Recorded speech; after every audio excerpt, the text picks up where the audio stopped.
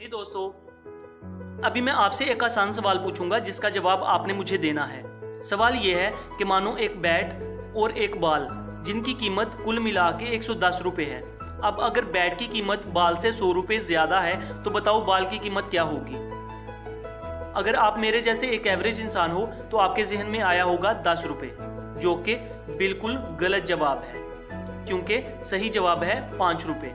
थोड़ा और गौर से सोचो, मैंने बोला बैट की कीमत बॉल से 100 रुपये ज्यादा है और 100 रुपये ज्यादा होने के लिए बॉल की कीमत होना पड़ेगी 5 रुपये और बैट की 105 रुपये। थोड़ा सोचोगे तो समझ आ जाएगा।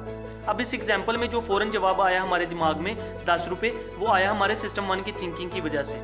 आपने कभी नोटिस नहीं किया होगा, लेकिन हमारा दिमाग दो तरीके से काम करता है, या आप बोल सकते हो कि हमारे दिमाग के दो सिस्टम हैं जिन पे हमारी पूरी सोच काम करती है, या ऐसा समझो कि हमारी पूरी जिंदगी डिपेंड करती है। सिस्टम 1 जो होता है वो फास्ट और ऑटोमेटिक होता है, जो मोस्टली गलत, इलॉजिकल और इरेशनल होता है, जिससे हम मोस्टली कई बार गलत फैसले कर लेते हैं।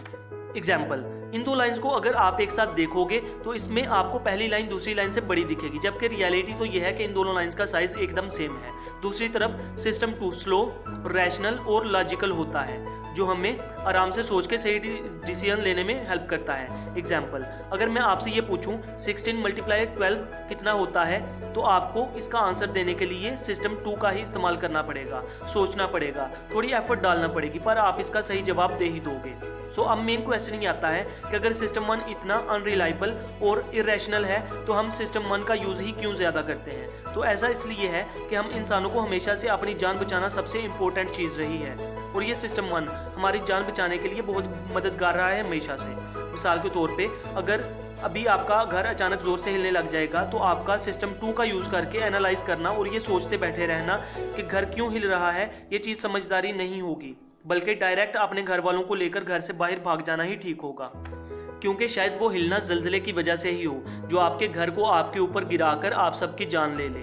इसीलिए जल्दी से जल्दी रिस्पॉन्स मिलना बहुत ज़रूरी है दिमाग से, और यही फास्ट रिस्पॉन्स मिलना जो सिस्टम 1 से मिलता है काफ़ी हेल्पफुल रहा है हमारे लिए।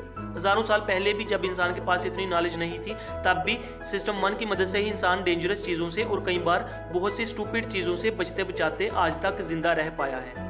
एक और इम्पोर्टेंट रीज़न जिसकी वजह से हम सिस्टम 1 का ज़्यादा इस्तेमाल करते हैं वो ये है कि आपको पता ही होगा कि हमारा दिमाग बहुत ज़्यादा एनर्जी कंज्यूम करता है। इनफैक्ट हमारे पूरे जिस्म में से 20% एनर्जी अकेले हमारे ब्रेन को लगती है। अब सोचो, अगर हम रोज़ाना के छोटे बड़े कामों या जो हमें अलग अलग सोर्सेज से इंफॉर्मेशन मिलती है, इस सब को समझने के लिए सिस्टम 2 का इस्तेमाल करेंगे तो इस चीज़ में हमारा कितना टाइम और एनर्जी चली जाएगी।